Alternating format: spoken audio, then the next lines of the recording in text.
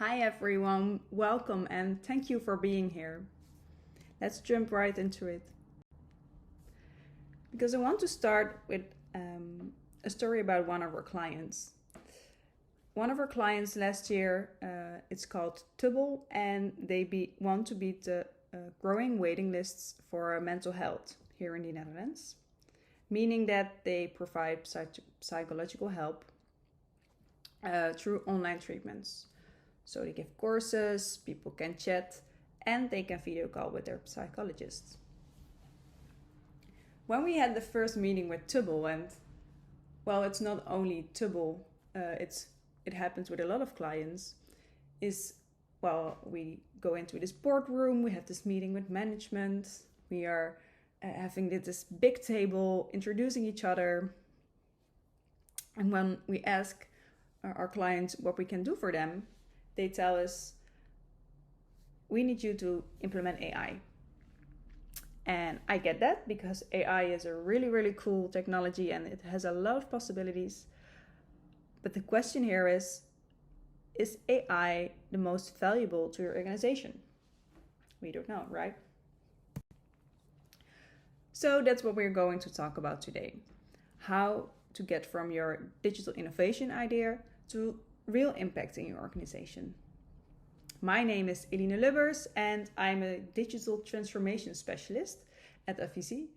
And at Avisi, we make software covering the entire software lifecycle. So from ideation to development to implementation. And for me, as a digital transformation specialist, it means that I help our clients innovate in a digital way. So what is the business impact and how can we make really valuable innovations? And that's what we're going to discover today, right? So let's get back to Tubble, our mental health company. We are at this board meeting. People, they are telling us they want us to implement AI. And the first question we ask is, why? It's no rocket science. It's the first thing we do in every digital innovation project. Step one is, why are we innovating? What are we doing here? Why are we innovating? But why is that why so important? Well, there is a lot of research about this. For quite some time, we know that knowing why we do things, it's the main driving force of people. It helps with our satisfaction, it helps with our mood. And also in our work, we see that when we know why we do things, we are better at completing our tasks, we take more autonomy, we are better at giving feedback. So it really, really has a big influence on our motivation, but also in the end on our energy and our stress levels. Knowing why we do things, it gives us purpose, it gives us direction, it gives us meaning. Having a clear understanding of why we do things, we are more committed to go there. So that's important, right? Because knowing why we do things, especially in innovation, it's important.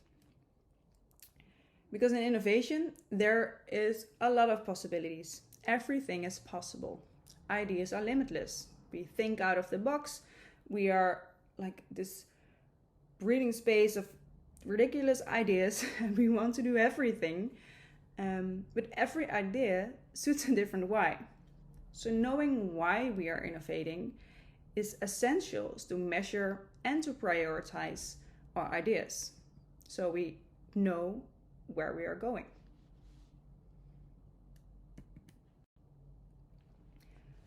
When we take a look at our mental health organization, we ask them, why do you want to innovate? Or even more important, why is your company here? What is the why of your company? So it turns out Tubble, they want to beat the growing waiting list. They do that by online treatment. And they really want to make a difference in helping people faster and giving them a better feeling about themselves, much more quicker than being on this waiting list to get helped. So online treatment is how they get to our why, beating the growing waiting list. Then when we are in this meeting, management says they need AI. Why do you need AI is the question here then, right? They tell us their support staff is overloaded.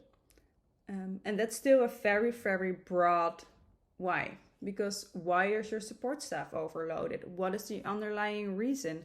Do we even want to have better working support staff? Do we just need some more people to work as support staff? There's a lot of questions here. So going through that meeting, we get a lot of answers to that. And it turns out support staff is overloaded because they do a lot of work for psychologists in order to get the psychologists purely focusing on giving treatment so they can get to the beating the growing waiting list to get to their why. So the support staff needs to call, needs to chat, and needs to plan with clients to make meetings or to plan meetings for the psychologists and for the clients. It's a very important part of their why, because to beat the growing waiting list, support staff needs to be very efficient, needs to be better in planning, so they can plan more, so the psychologists can help more people, and we can beat the growing waiting lists. Turns out this process, it's not scalable. It's really not efficient at all. And you see that when we go to our why, and when we would have go from we need AI, we now know a lot better where we should go. We need to be more efficient. In order to beat the growing waiting list, we need to be more efficient. And then we already have a lot of less possibilities there, but they are the right one, hopefully. Now we know why we are innovating. We want to beat the growing waiting lists, and to do that, we need to be more efficient. How do we get to that why then? So for that, we first need to go through the 3 fundamentals of digital innovations. Because digital innovation is all about a process, people, and technology, and the interplay between those. Because we have a process, we need that to go to our goal. We have people working in that process with their habits, their needs, and their emotions. Those are important to consider too. Those people mostly are working with some kind of technology, some kind of systems. And nowadays, technology is also working a lot on its own. It's automated into the process. So these 3 key elements, process, people, technology, and the interplay between them are the fundamentals to get to successful digital innovations. Because we need a process to get in the most effective way to our goal. We need people working successfully in the process, not only on their own, but with the technology. They need to even be willing to work with the technology. They need to understand it. And of course, technology should work on its own, automated, just how it needs to do. Otherwise, we probably won't get to our why. So what does this mean in practice? I want to explain that by another case. So let's set our mental health company aside for a bit. And let me tell you about one of the innovation cases we did also last year. Busy year, yes, Lear. And this one is about someone who really wanted to change a certain domain. There was a lot of distrust in this domain.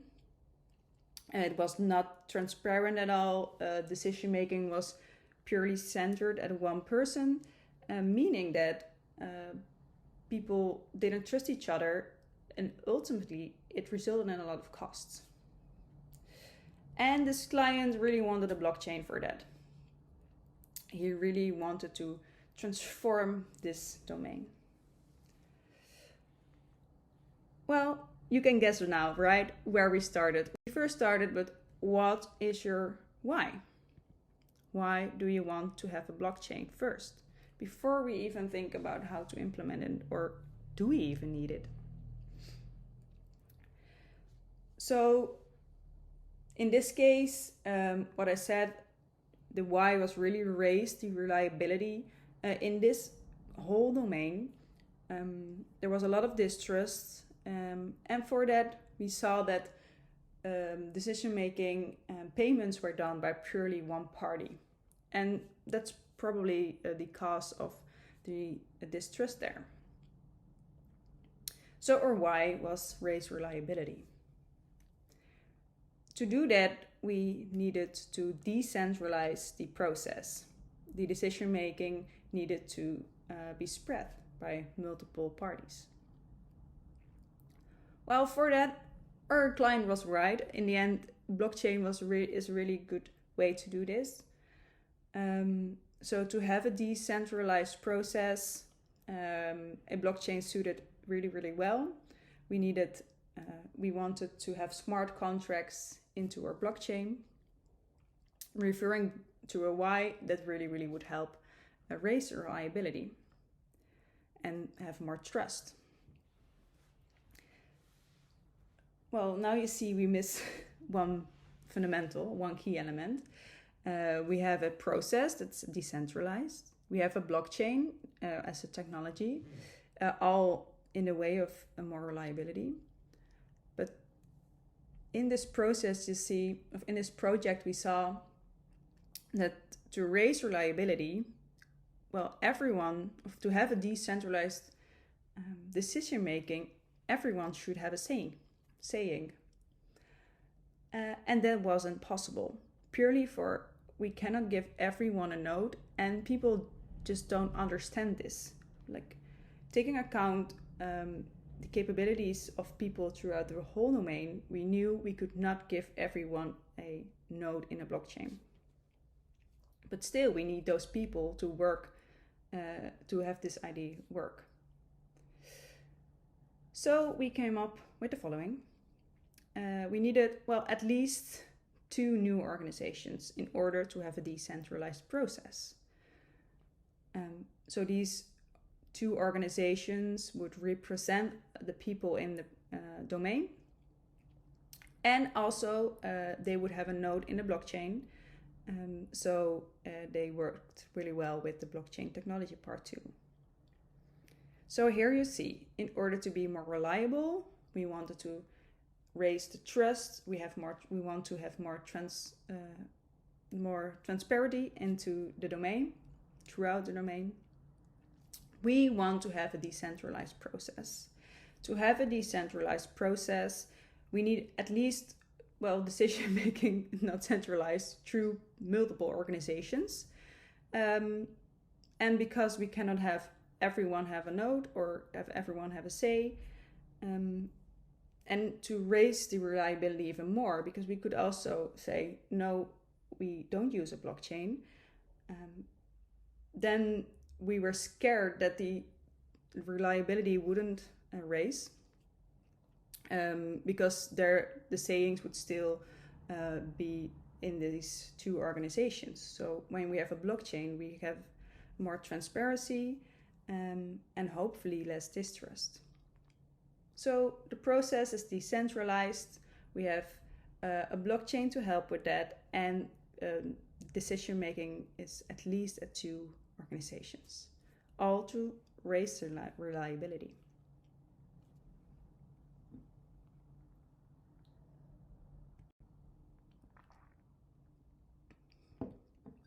So process, people, technology, the interplay between them help us to go through a why.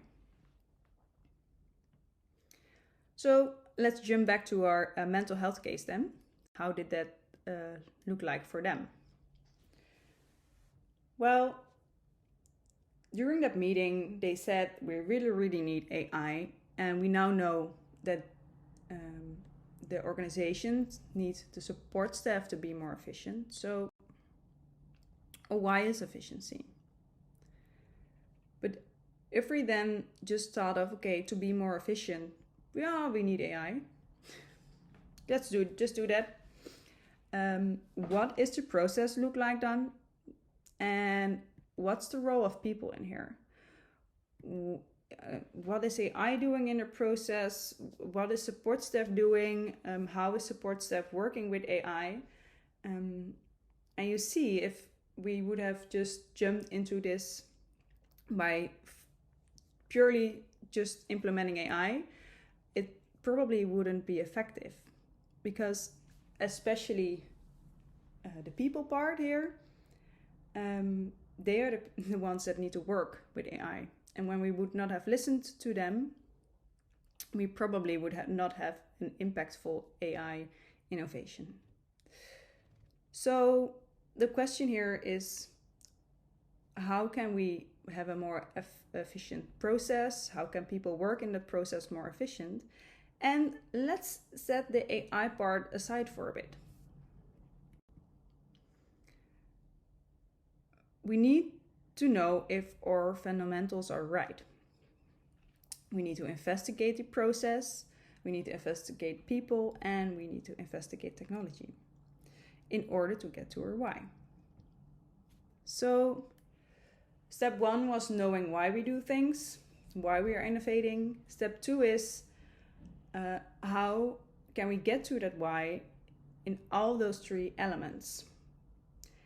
And to start, we just started with investigated the current process.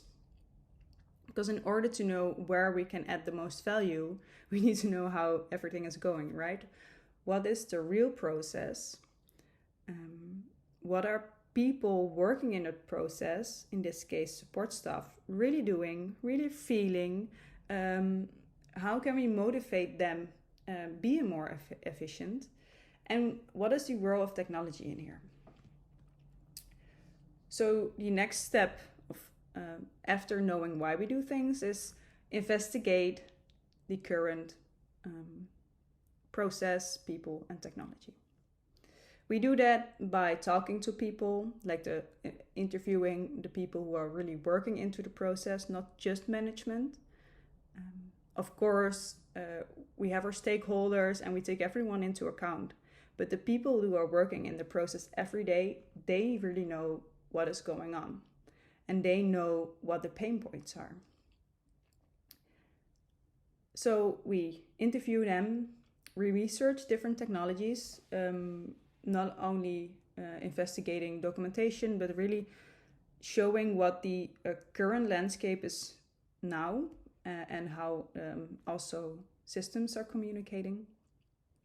And then we have a full understanding of what the real process looks like. So again, here, people, process, and technologies are the next step. So for Tubble or mental health organization, this meant the following. We analyzed really the root of the cause. It turned out support staff really makes a difference by purely being human.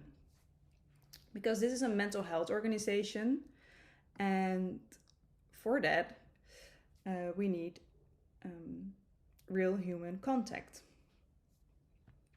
And while we were interviewing these people, we saw that they were planning the meetings with the psychologists, and for planning a treatment took them 1.5 hours of their time.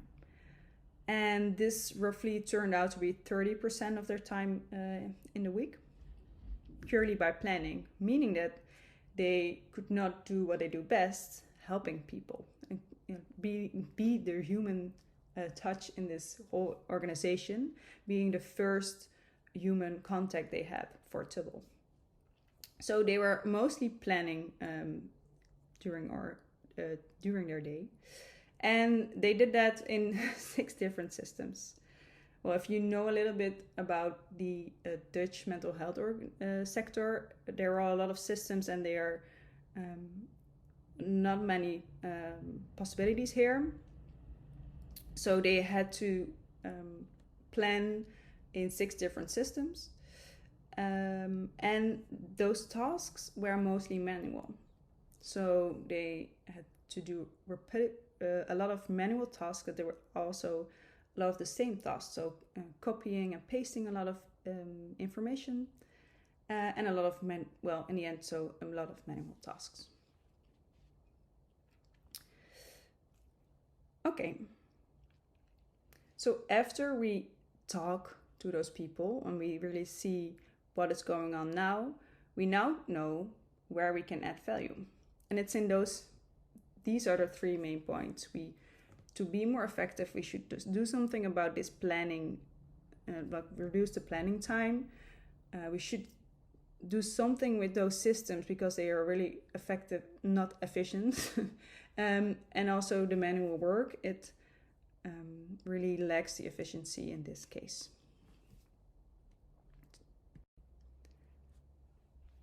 We now know why we want to innovate. We want to be more efficient. We have investigated in the 3 fundamentals, the people, the process, and the technologies. And now we know how we can make the most impact. And that's through the following. To be more efficient, we need to alter the process. We need the client to be in the lead. Looking at the current process, we saw that people where the client called the support staff and then the support staff needed to do a lot of manual tasks. When we alter the process and get the client in the lead, they can be the trigger for some automations in these systems. But there were 6 systems, so we built a layer on top of it in order so the client could be in the lead, that they only had 1 system to be in, and so that the people working in the process, the support staff, really could focus on what they do best. And that's helping the people, being the human connection for their clients. So clients would call to make an appointment with psychologists, and this would be the trigger for the support staff to fill in some information so the client could plan his meeting himself, which would then trigger some automations through the process. You see that because we did this and we built this layer on top, support staff could purely focus on what they do best, and they just needed 1 system too.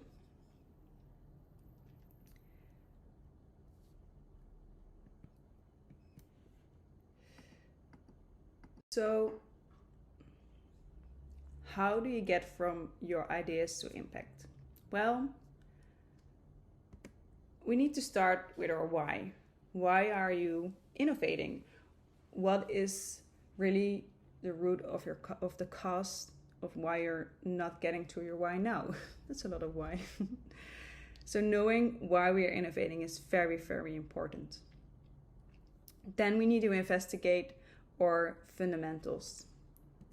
What does a process look like? What do people do in that process? And what's the role of technology in the process? And what are the pain points that doesn't get us to our why now? So when we have investigated the processes, the people, the technology, and the interplay between them, we now know what we can alter in order to get to our why. And then you see, when we have our solutions, throughout the whole journey, we keep reminding ourselves, what does this mean for a process? What does this mean for technology? And what's the role of people? What does this mean for people? And of course, are we still going to our why? Keeping this in mind probably will help you to get from your idea to really impactful innovations. So thank you so much for your time, everyone. My name is Eline Lubbers. I'm here on Slack, so you can ask me any questions throughout the day or add me on LinkedIn, and I will help you, of course, with any questions. Have a lovely day and hopefully talk to you soon. Bye, guys.